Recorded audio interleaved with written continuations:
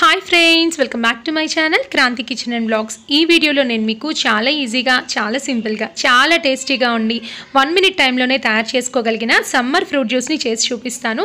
దీనికి కావాల్సిన పదార్థాలు వచ్చేసి పుచ్చకాయ ముక్కలన్నీ గింజలు తీసి పక్కన పెట్టుకోండి. 1-2 గింజలున్నా పర్లేదు. ద్రాక్ష మాత్రం 4-5 సార్లు బాగా వాష్ చేసుకోండి సాల్ట్ వాటర్లో.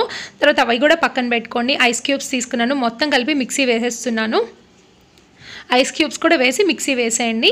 తర్వాత చక్కగా వడపోసేసుకోండి. చాలామందికి ద్రాక్ష తాగుతుంటే దురదగా అనిపిస్తుంది, కొంతమందికి బాగా ఎక్కువ ఉంటుంది. అలాంటి వాళ్ళు స్ట్రాతో తాగండి. కానీ మనం పుచ్చకాయ ముక్కలు యాడ్ చేసాం కదా, ఆ ప్రాబ్లం కూడా అంత అనిపించదు. తర్వాత గ్లాస్లోకి సర్వ్ చేసుకొని పుచ్చకాయ ముక్కల్ని సన్నగా చాప్ చేసి అందులో వేసాను. ఐస్ క్యూబ్స్ కూడా వేసాను. ఒక్కసారి తాగి చూడండి, చాలా చాలా బాగుంటుంది. షుగర్ మాత్రం యాడ్ చేయకండి, పిల్లలకు కూడా ఇవ్వండి, ఇష్టంగా తాగుతారు.